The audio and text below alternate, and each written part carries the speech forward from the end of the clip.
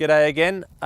It's a good day because we're in the Mediterranean ring. This is beautiful sunshine in Nürburgring. It's always sunny here, we know that. And we've got matching colours, if you like, bright yellow. So we're going to take it for a run around the track, the GT3 RS. I've given you a little walk around before at Zuffenhausen, but now it's time to get the blood going and put it in anger and show you what this new rocket ship can do for us. This place has great memories for me. I won my first Grand Prix here in Nürburgring back in 2009, so beautiful memories, and it's nice to be back here with Porsche in this new little rocket ship.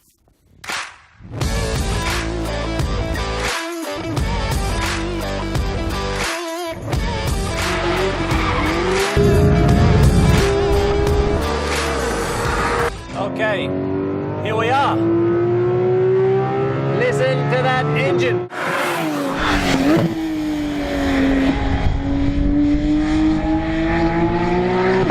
The aerodynamics, honestly, the stability of this car, the grip it's got, it's made me feel like I can really lean on it. The sensational balance, the car has incredible stability in the high-speed corners, gives me a lot of confidence to commit. The G-forces you can pull with this car in high-speed corners is insane. And I think that the cameraman is struggling a little bit. But he's having a good ride. He's hanging in there. Fantastic braking. I mean, with the new knackers as well, we have many laps you can drive on the limit because of the brake cooling system. Same as the GT2, different to the GT3 RS Gen 1. So good that the front brakes can remain cool under such heavy load. First time I've had it on a racing track too, so very happy. Done a lot of road driving, but no work on the racetrack. Look at the turn in. So nimble, very stable in the high speed too. You can do this all day.